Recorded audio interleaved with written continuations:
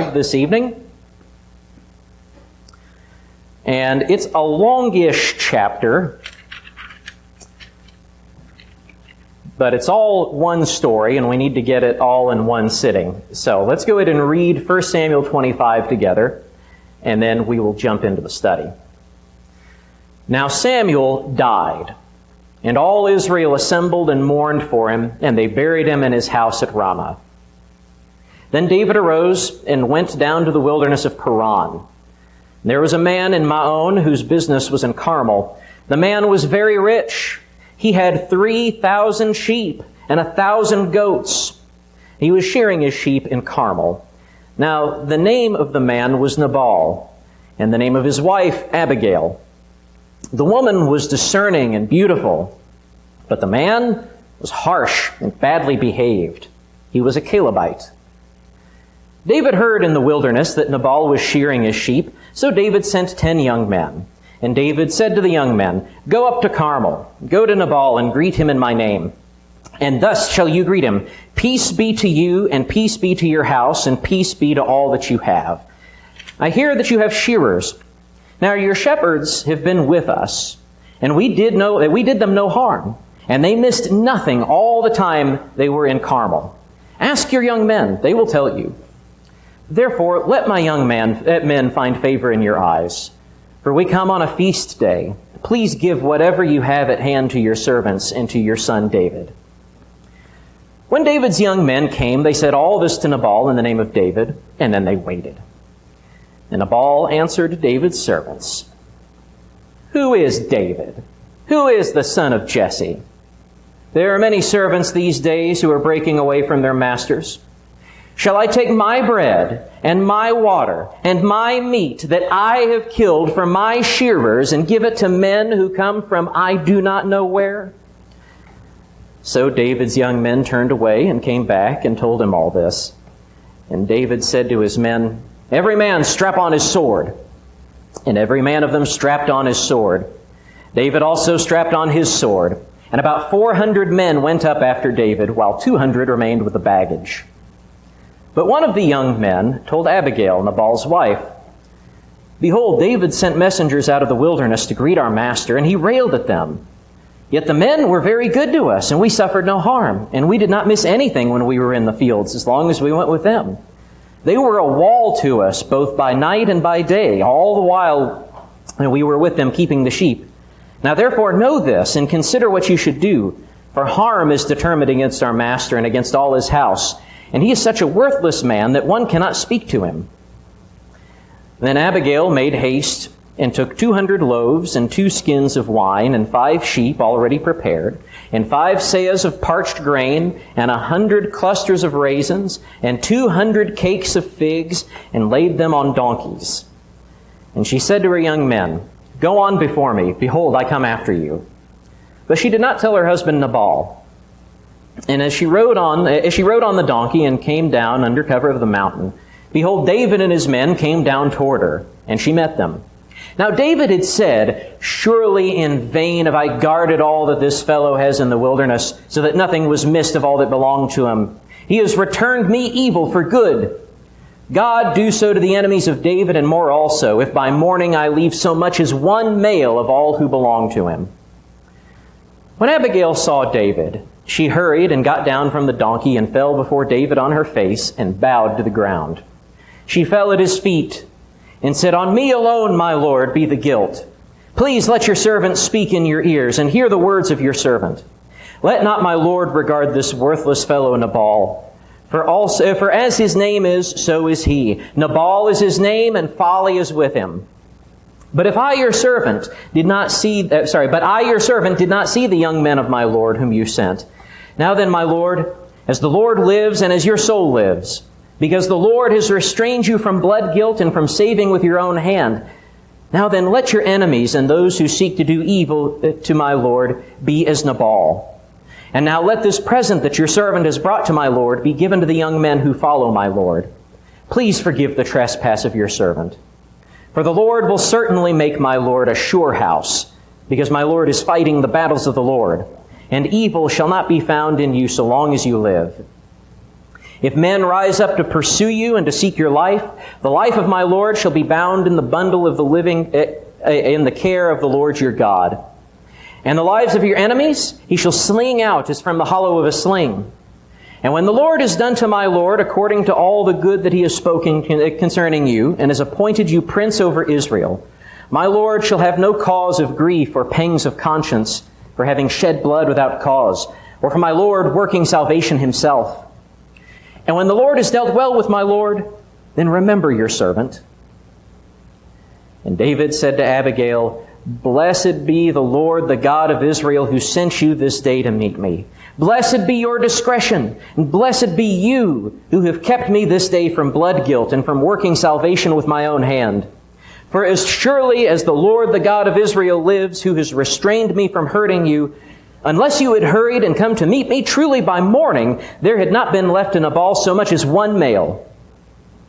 Then David received from her hand what she had brought him.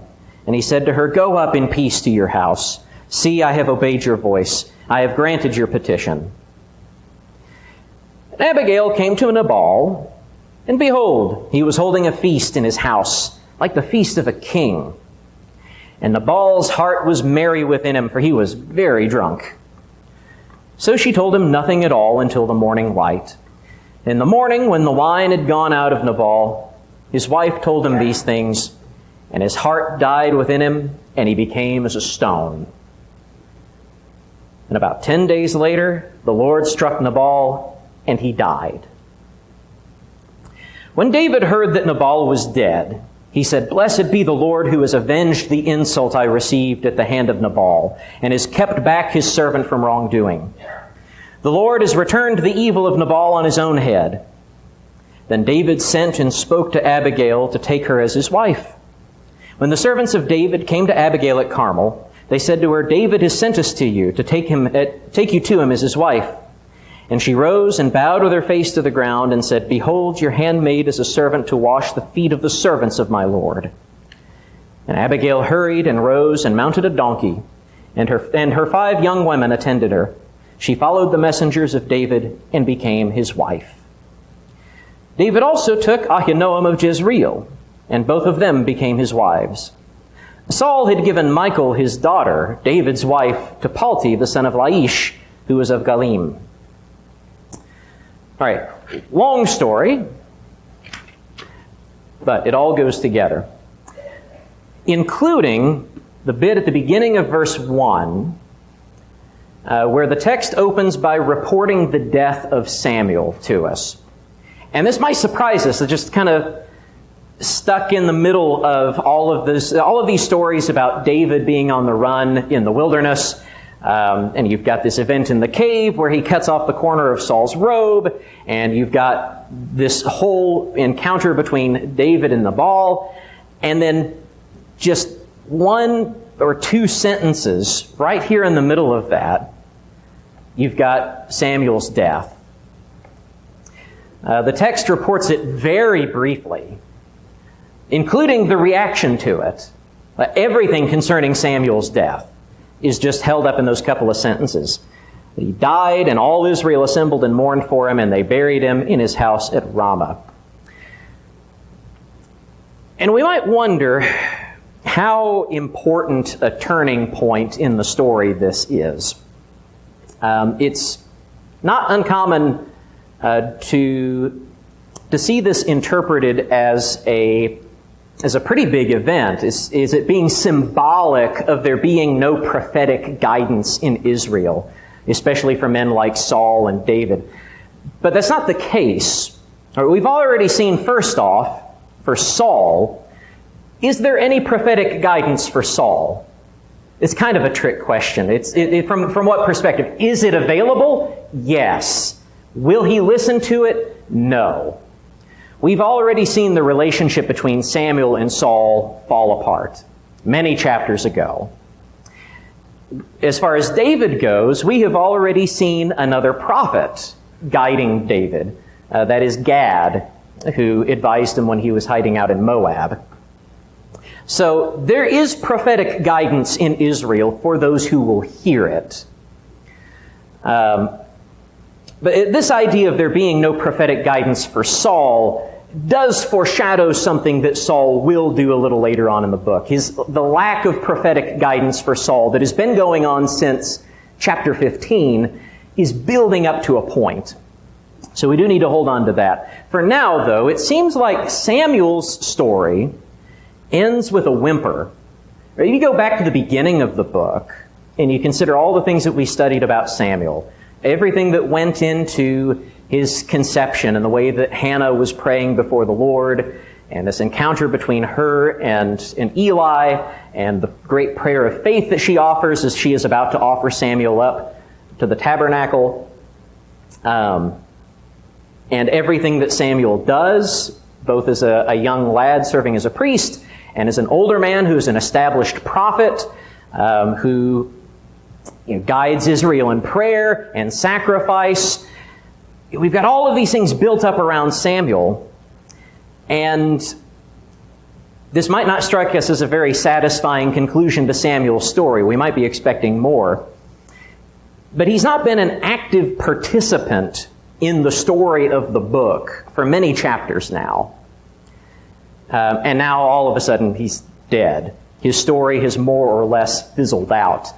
John, I see your hand, and we're also recording our comments, so we'll pass a mic to you. So when we went through the study, maybe I don't have the mic. Is the green light on? If it's on, you're good. When we went through the study, a point that was made was that God He needs us, He wants us, but doesn't really need us, I guess is the right way to say it. Although Samuel was a lifelong servant of God, his plan is going to go on without him. Just like with us, he wants us, doesn't need us, and his plan is going to continue with or without us. Yeah, exactly. There's an old saying for preachers: preach the gospel, die, and be forgotten. And I think that's what we've just witnessed with Samuel to some degree. Obviously, he's not been forgotten. But what I mean is that I think one lesson for us to take away from this is the absolute value of even great and important men like Samuel. That in the broader scheme of things, as John has pointed out to us, God uses Samuel to accomplish great things, but he does not need Samuel. And so even a great man like Samuel can die without much fanfare. In another sense, that almost speaks well of Samuel, to die without much fanfare. A lot of the people in the Scriptures, particularly in the Old Testament, who die with great fanfare, it's because some great unrighteousness has led up to their demise. So, excellent point. Thank you, John. The book then introduces a new story. Now, the announcement of Samuel's death is going to be tied into this. But we need to set it aside for just a second. The book is introducing a new story to us here, like a story within the story. In the Old Testament, whenever we hear, "there was a man who," it's often like hearing "once upon a time" in English storytelling. In fact, it's the same way that the book of Samuel opened. Right? There once was a man of Ramathaim Zophim, of the hill country of Ephraim, and his name was Elkanah. Right? This is the way that it's typical to start a story in Hebrew. There was a man who. Well, here we are in the middle of the book getting a once upon a time. And the story introduces a new set of characters for us. First off, you have this very great man, great as in rich. That's the way our ESV has rendered it. He's a great man, in one sense, who lives in Maon, whose business is in Carmel. We should not get confused, by the way, with Mount Carmel. Mount Carmel is up here in the northwest of Manasseh, west of the Sea of Galilee. The Carmel that we're talking about is south of Hebron in southern Judah, in the territory that we would call the Negev.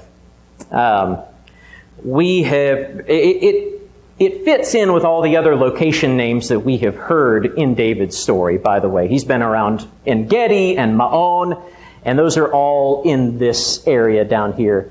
In fact, this map is even marked out Ziph, which we have heard about.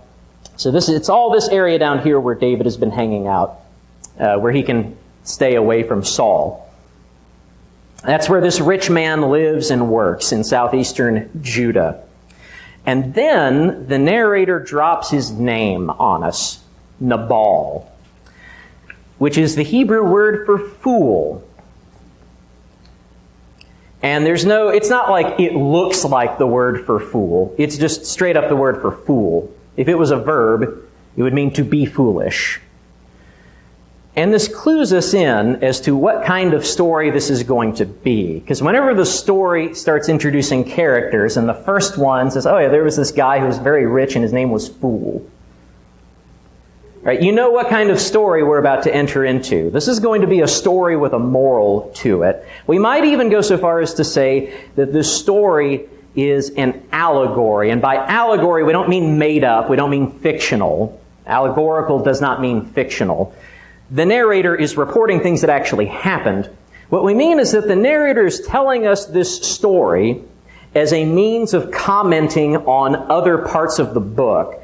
The things that happen in the story are going to signify more than just what is said in this story. We'll tie some of those things together later in our study of this. In fact, might even be on Sunday. But the literal facts of this story, besides being literal facts, things that happened, also contain some symbolic truth to them. Which is why, when we hear that the name of this first character that has been named is Fool, that immediately loads things into our brain, right? Since we've read the whole story, we know that he stays true to his name, right? The name holds up. But whenever you hear in a story, there once was a man named Fool, you know something's going to happen with that. You know the narrator's he's not just reporting like, oh yeah, this guy's name was Fool. Oh, that's interesting. Probably has nothing to do with the story I'm about to read. Now you expect something. Either the story is going to show us how ironically this guy named Fool doesn't act foolish, like boy named Sue kind of situation, something like that. Or it's going to tell you the story of a guy named Fool who deserved it.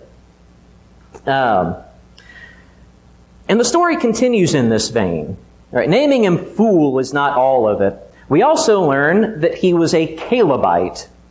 And I feel bad for my poor mother. She didn't know this when she named me. But Calebite pulls double duty in this story.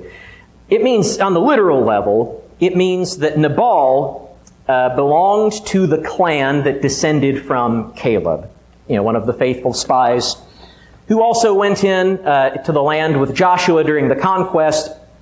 And remember, he and his relative Othniel, the judge, conquered parts of the Negev, exactly where this story is taking place. So it makes sense to find Calebites in the place where Caleb and his family settled down.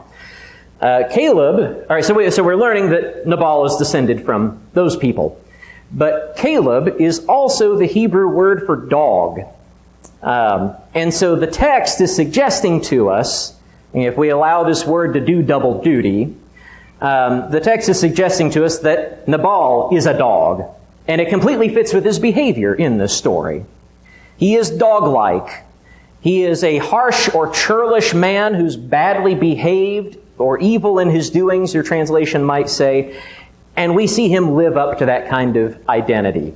All right, we're going to have more to say on this idea of the story being allegorical a little later, but I want us to see that that's the kind of story that the narrator is telling us, is one where some of the historical details that are going on in this story signify things beyond themselves.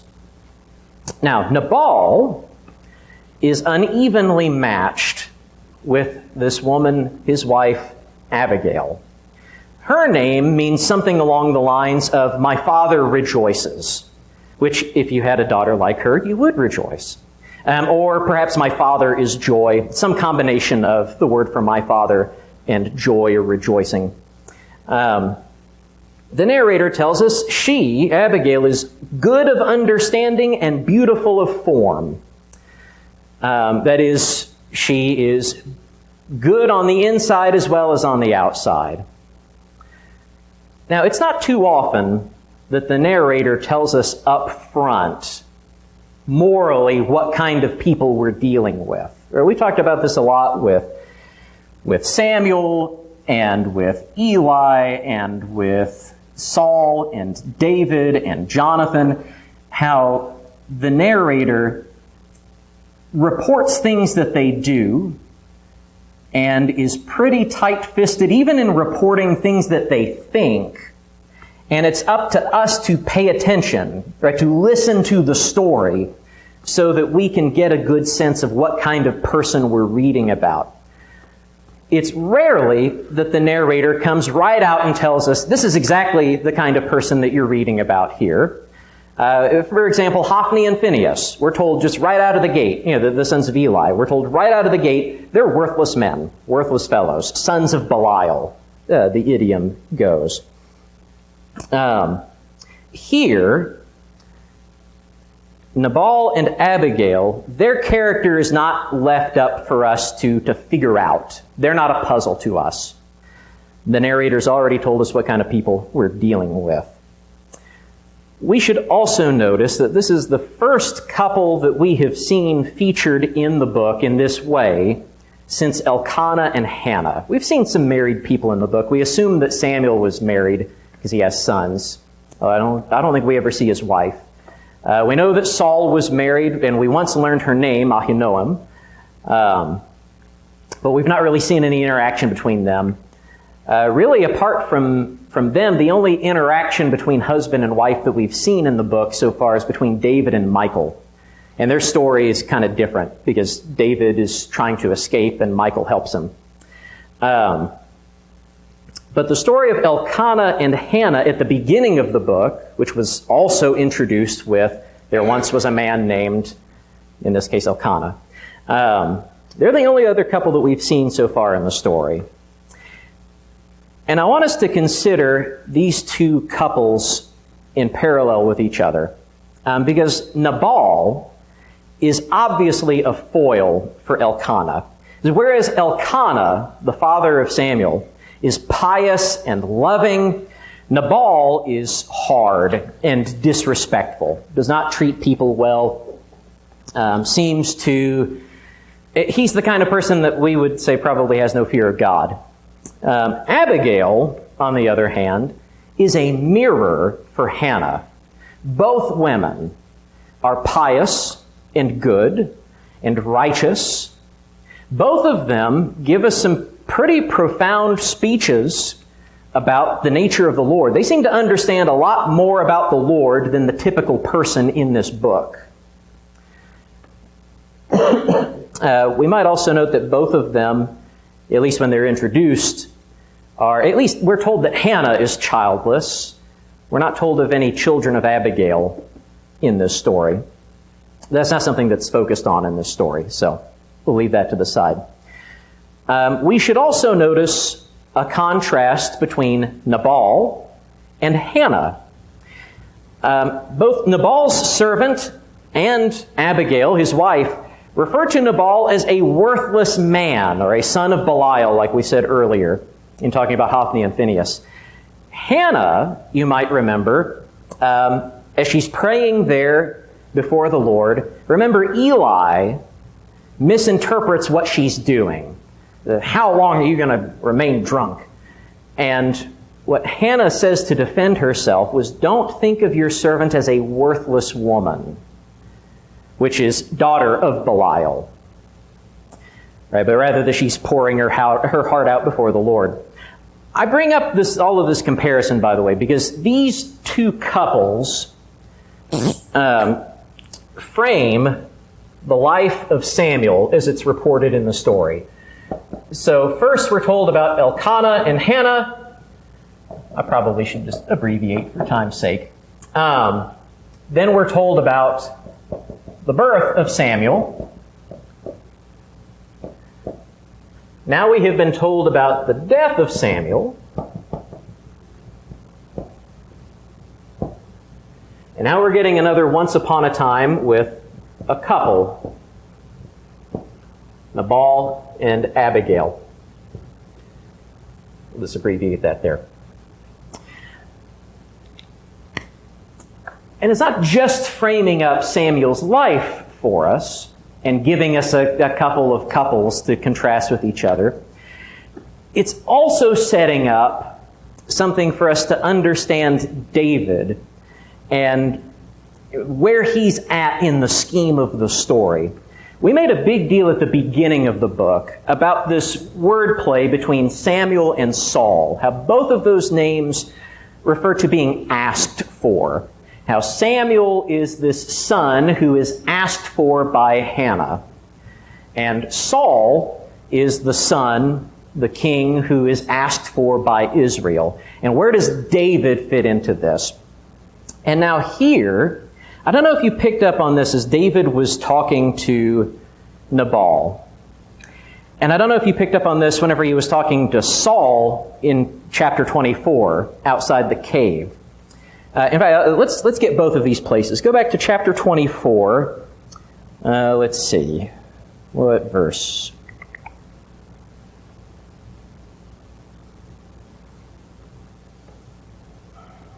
Yes, verse 11. Chapter 24, verse 11. David is addressing Saul. "See, my father, see the corner of your robe in my hand." And he addresses himself similarly to Nabal in chapter 25, verse 8. At the end of verse 8, he asks his young men to ask Nabal, "Please give whatever you have at hand to your servants and to your son David." And this is kind of, at least with Nabal, this is obviously a social nicety. He's not actually Nabal's son. He is Saul's son-in-law, although I don't think that's all that he has in mind whenever he refers to him as my father.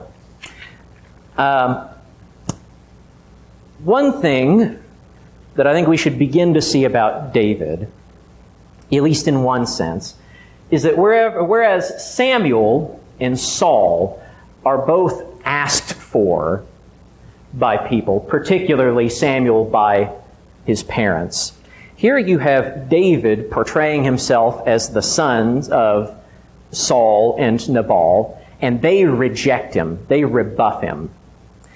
That's kind of a weird little thing, but I want us to hold on to that because it has to do with, more broadly, the way that David is treated at this point.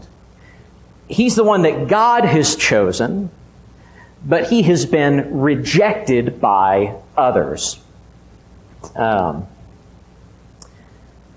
He is, in fact, in this we might see him as foreshadowing what is said to us about the Messiah, right? That he's the stone that that has been rejected. Okay, so anyway, brought all of that together. So we have everybody introduced, and now we get into the conflict of the story. David approaches Nabal during the sheep shearing and asks him for provisions. Now, I want us to begin with this part of the story by reacting to David's message first. What do we make of David's request to Nabal? Let's go back to chapter 25, verse 6. "Thus shall you greet Nabal. Peace be to you, and peace be to your house, and peace be to all that you have. I hear that you have shearers. Now your shepherds have been with us, and we did them no harm, and they missed nothing all the time they were in Carmel. Ask your young men, and they will tell you. Therefore, let my young men find favor in your eyes, for we come on a feast day or on a good day. Please give whatever you have at hand to your servants and to your son David." Now, to modern ears, How does it strike you when David comes to Nabal and says, hey, we've been hanging out with your shepherds and nothing bad has happened to them. Can you give us some stuff? How does that strike you? What does that sound like? Return favor for favor. Okay, return favor for favor. I kept them safe. Yeah. Okay, yeah, I kept them safe. Can you help us out? Are there any similar modern arrangements that makes you think of? Seems to me like he's kind of like saying, in a warning kind of way, that this could go south. We kept them safe. Mm-hmm. If you don't give us what we want. Okay, so in other words, this could be interpreted as a threat. Not so much a threat, it's just a warning. Yeah. Yeah. What? Huh? Protection. Okay. Now, and I wanted us to deal with this because I think this is a pretty common modern hearing of this text, especially whenever you get to David's reaction afterwards, whenever Nabal rebuffs him. And he says, all right, everybody strap on your swords. We're going to go kill Nabal and all of his men. All of this might strike us as mafioso activity, right? Mafioso behavior. It almost sounds like David is running a protection racket. So, we've been with you and you haven't had any accidents. I'd hate for there to be any accidents. Now, that's not an uncommon interpretation of this. And here's where we need to throw on the brakes. Because sometimes when we frame ancient biblical things in modern terms, what we're doing is it helps us understand ancient thinking. Right? So we're using modern terms in the same way that ancients would have used ancient terms to describe the same thing. I mean, it's helping us try to bridge that gap over time to get us in the ancient mindset. At other times, though, framing ancient things in modern terms just results in us reading modern ideas back into an ancient context where they didn't exist. And in this case, we would be reading the idea of a criminal organization that operates outside the law back into an ancient context where things work very differently. Because in modern terms, the mafia works as a competitor to law enforcement. They do enforcement and protection and things outside of normal legal channels.